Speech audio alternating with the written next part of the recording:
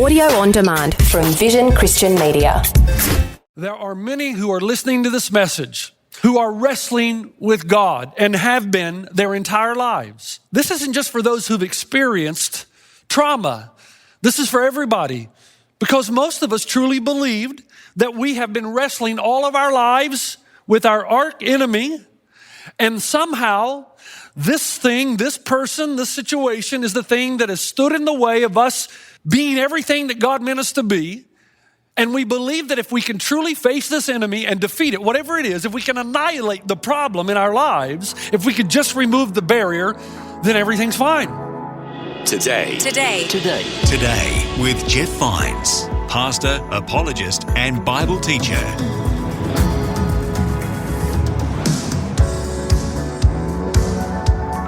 Hi, my name is Bill and welcome. This is Today with Jeff Vines. This week, we're revisiting older messages from Pastor Jeff from his Reset series. You can find all the messages wherever you listen to podcasts. Today's message is about resetting our connection with others and, importantly, our connection with God. Let's begin with Pastor Jeff.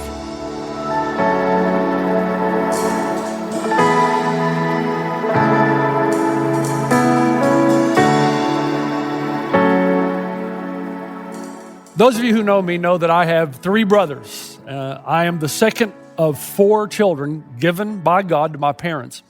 My older brother was built more like my father, while the other three were built more like my mom. He was a Tennessee State Championship wrestler. And he would come home and practice his moves, whether it be the pretzel hold or the half Nelson, on me, because I was the one in close proximity. And I don't know how many times he would get me all tied up and I'd have nowhere to go. And then inevitably, he would look at me and say words that a younger brother hates hearing: if you stop wrestling, if you stop struggling, I'll let you go. But you don't want to do that, because by doing that means that you're giving up. It means that you're admitting that you're not really in control. And that's just hard to do. Now, let me just say straight up here, there are many who are listening to this message all around the world who are wrestling with God and have been their entire lives. All along, you've believed that your problem was your brother or your sister or your mom or your dad or the family in which you were raised, or a coach or a teacher or a boss or a lover or a spouse, or maybe some event that occurred in your life you truly believe ruined your life. You've always believed that if they or this or that had not existed, that you would get all of those things that you feel you're entitled to. Now, this isn't just for those who've experienced trauma. This is for everybody, because most of us truly believed that we have been wrestling all of our lives with our arch enemy, and somehow this thing, this person, this situation is the thing that has stood in the way of us being everything that God meant us to be and achieving everything we were meant to achieve. And we believe that if we can truly face this enemy and defeat it, whatever it is, if we can annihilate the problem in our lives, if we could just remove the barrier, then everything's fine. I want to give you an opportunity this weekend to have a good look at that belief system and to open your eyes to what the real problem in our lives really is, and then to push the reset button and start again. And there is perhaps no better example of this very thing in anywhere in Scripture than in the life of Jacob in the Old Testament. So Jacob in Genesis chapter 32 comes to a climactic point in his life. And let me read, this is how it goes. So Jacob was left alone, and a man wrestled with him till daybreak. When the man saw that he could not overcome him, he touched the socket of Jacob's hip, so that his hip was wrenched as he wrestled with the man. Then the man said, "Let me go, for it is daybreak." But Jacob replied, "I will not let you go unless you bless me." The man asked him, "What is your name?" "Jacob," he answered. Then the man said, "Your name will no longer be Jacob, but Israel, because you have struggled with God and with humans and have overcome." This is the point in Jacob's life where he recognizes what his real problem is, and that he's been wrong all of his life, and he's going to push the reset button, and it will change his basic fundamental strategy concerning the way he's going to live his life. Now, to understand the context, what's happening here in Jacob in this situation, you have to really understand that Jacob's story started with his grandfather Abraham. You know Jacob, so grandfather Abraham, father Isaac, and then Jacob comes along.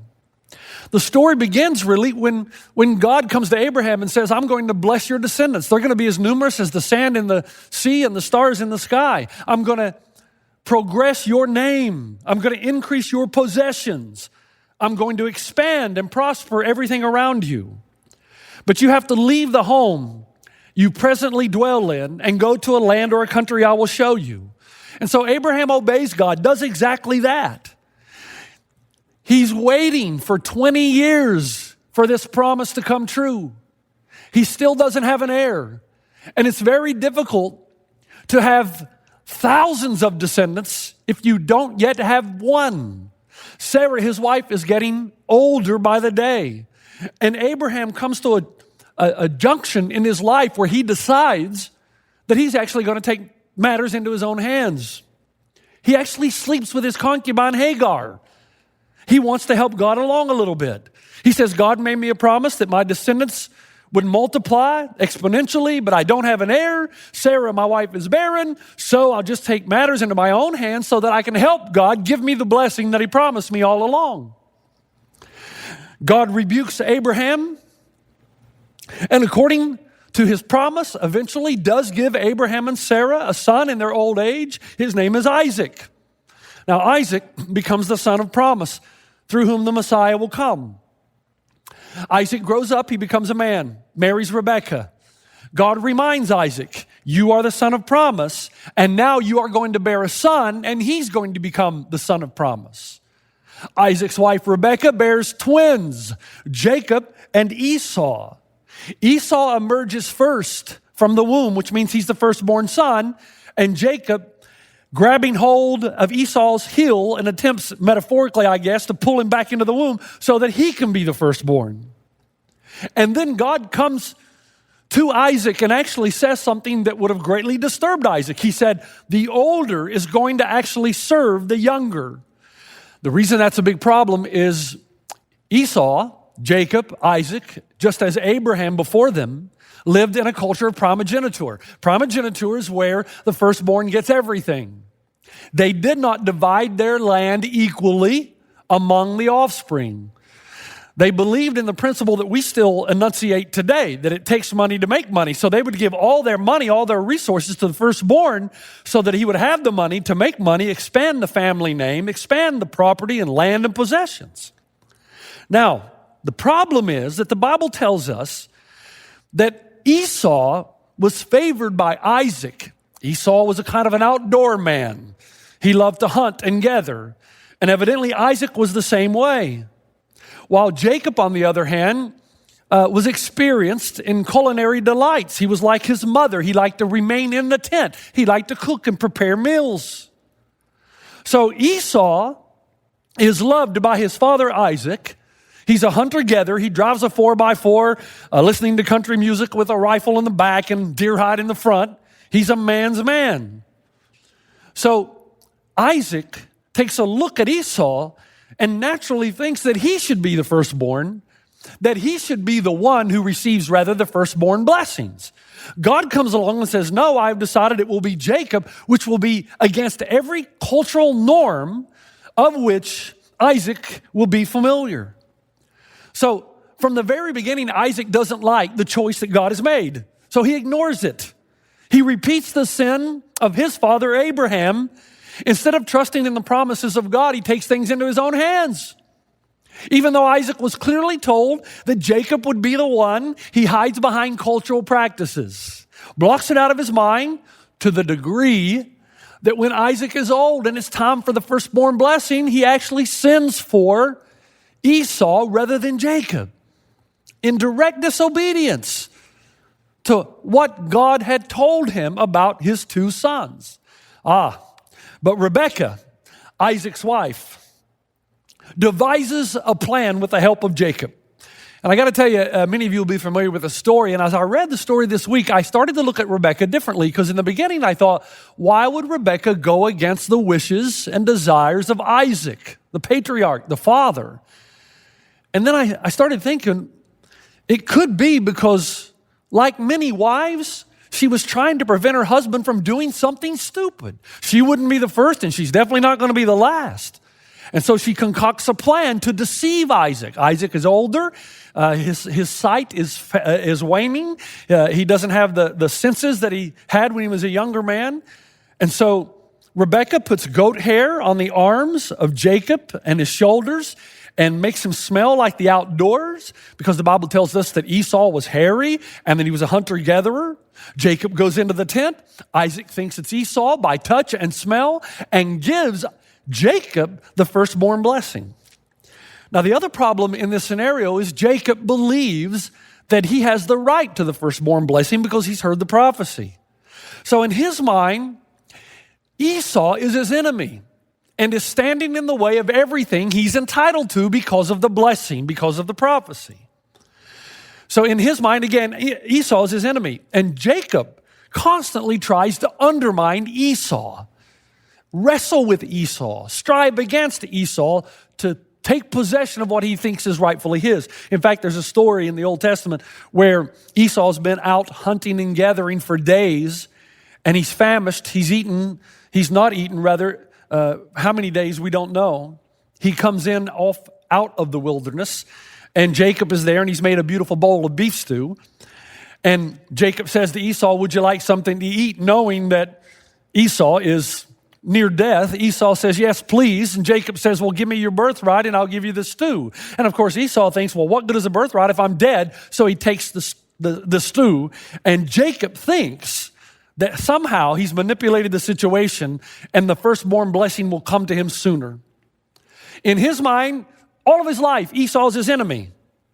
Together with his mother then, they go in and deceive Isaac, just as Abraham, his grandfather, had taken matters into his own hands. Jacob ends up doing the same thing. Now, I cannot emphasize to you enough, if we're going to really understand this principle, how Jacob grew up despising Esau, resenting Esau, playing over and over again in his mind was, if I want to get what God has promised me, I'm going to have to wrestle for it. I'm going to have to wrestle it away from Esau. I'm the one. I got to get what's rightfully mine. So, ironically, after the deed is done, Jacob deceives Isaac. Esau comes into the tent expecting to receive the firstborn blessing. And of course, the first thing Isaac thinks is, well, who did I just bless? Esau becomes furious when he learns that his father Isaac has given the firstborn blessing to Jacob because Jacob, with the help of Rebekah, they have deceived him.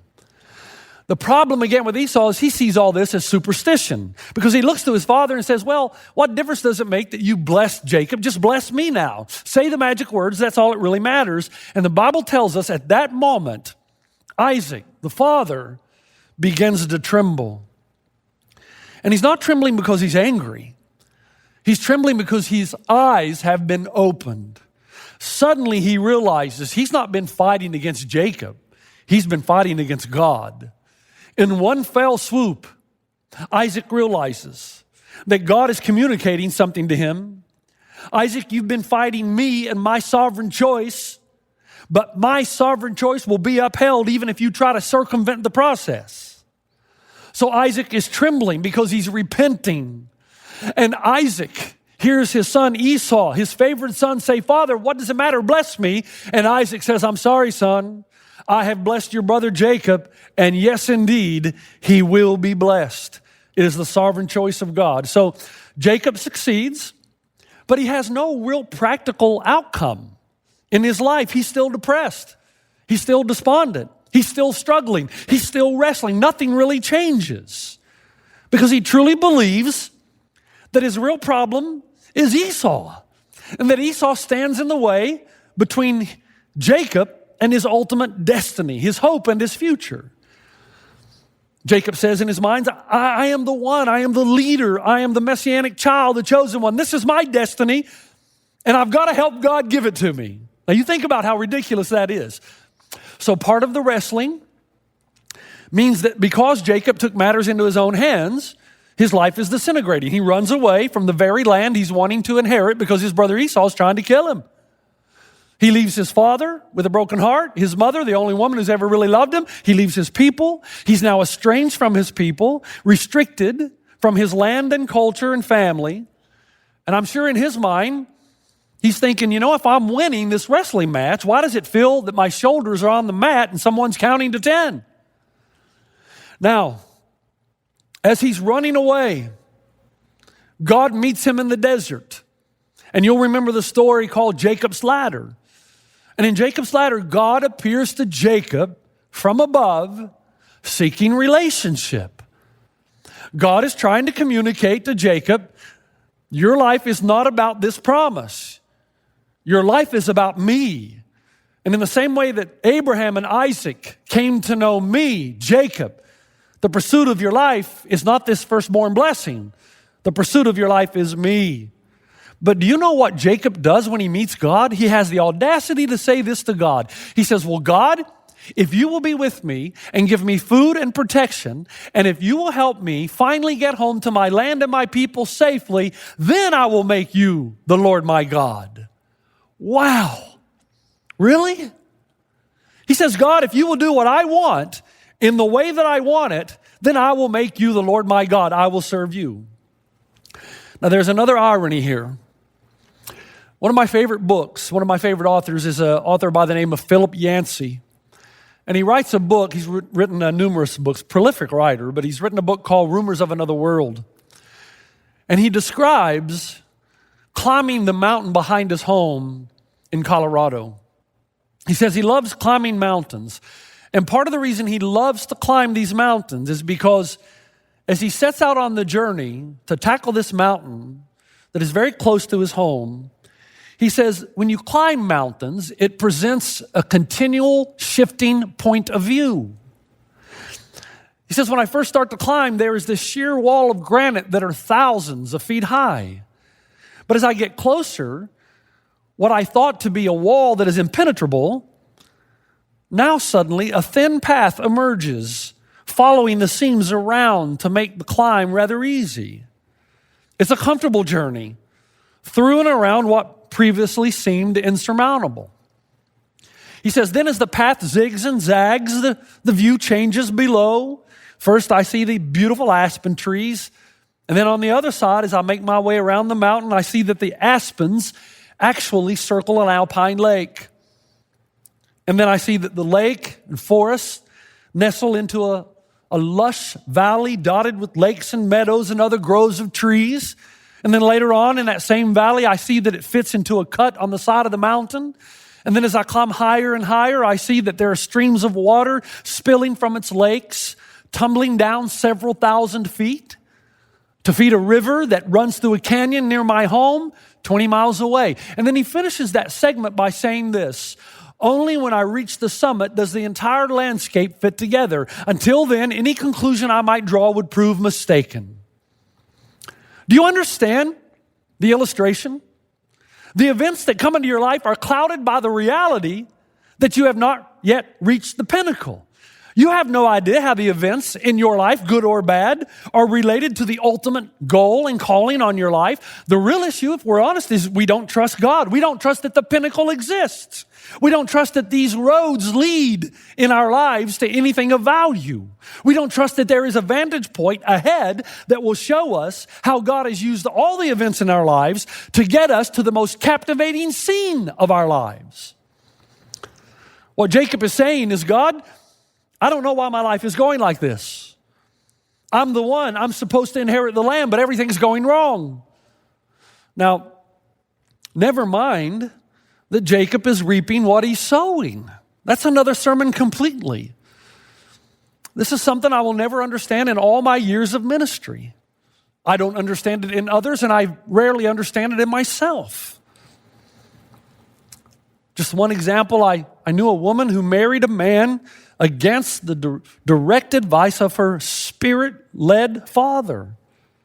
Her father said to her, if you marry this man, you will not be able to pursue the things you want to pursue. You want to be involved in ministry. If you marry this man, your life will not be involved in ministry. You've wanted to be the wife of a preacher of the good news of the gospel. If you marry this man, that's not what your life is going to end up being like. And she goes against the advice of a father, The husband that she marries becomes distant rather quickly and consumed with money. She then becomes an enabler of her own children's behavior because they're rebelling because of an absent father who should have loved them. She tries desperately, as best she knows how, to hold the family together and to maintain the illusion of unity. I say illusion because she did not want her father to have the last word. She wanted to prove her father wrong. So she maintains this illusion, this deception. But ultimately, everything catches up to her. Her kids leave God, become atheists. Her husband leaves her, and she leaves God. And the reason she leaves God for a season is because in her mind, God did not deliver. How we forget that the blessings of God are tied to the precepts of God, that there is life in the law. In Jacob's case, he looks at the issues of his life and he says, there's no way these problems can be part of my future. And he says to God, when are you going to straighten all this out and fix my life? When are you going to sovereignly intervene and make my life go the way it's supposed to be going? God, I will serve you, but you got to help me first. You got me into this mess. You gave me this father. You gave me this mother. You gave me this brother. Now fix it. And Jacob continues his journey. And after meeting God and responding very poorly, I might add, he goes off to live in another land. And to show you the grace and mercy of God, God prospers him anyway. And now he returns to his land. He's going to go back home now in hopes. Years have passed of getting his land back and his family. But Jacob is a chronic wrestler. There's nothing about him that trusts the provision and the sovereign God. You know, I remember growing up in Tennessee, and I hated working in the gardens in the summer. My three brothers and I, we had to work in the garden because it's the way we survived. We got our food from what we had planted. But I hated to work in the hot summer, 90 degrees with 90% humidity. And inevitably, my father would walk over to me as I was seated on the front porch drinking iced tea, and he would say, son, we can either do this the easy way or the hard way, but make no mistake, you're going to be working in the garden today. You kind of feel like God is saying this to Jacob, and I think he says it to us. We can do this the easy way or the hard way, but I have promised you something, and I will deliver one way or the other. And so Jacob begins his journey home. He's ready to wrestle some more. He's a chronic wrestler. It's like high noon at the OK Corral. Esau's the only thing standing between Jacob and the things he feels he's entitled to. There's going to be a showdown in the desert. Jacob says to himself, if I want my people, my family, and the land, I got to go face the one person who's been the main problem all my life. I've got to appease, flatter, or at least defang Esau, but I got to do something. You've been listening to Today with Jeff Vines. Thanks for joining us. Next time, we'll bring you the rest of this message from Pastor Jeff. Can you just admit for just a moment that your real problem is you don't trust God?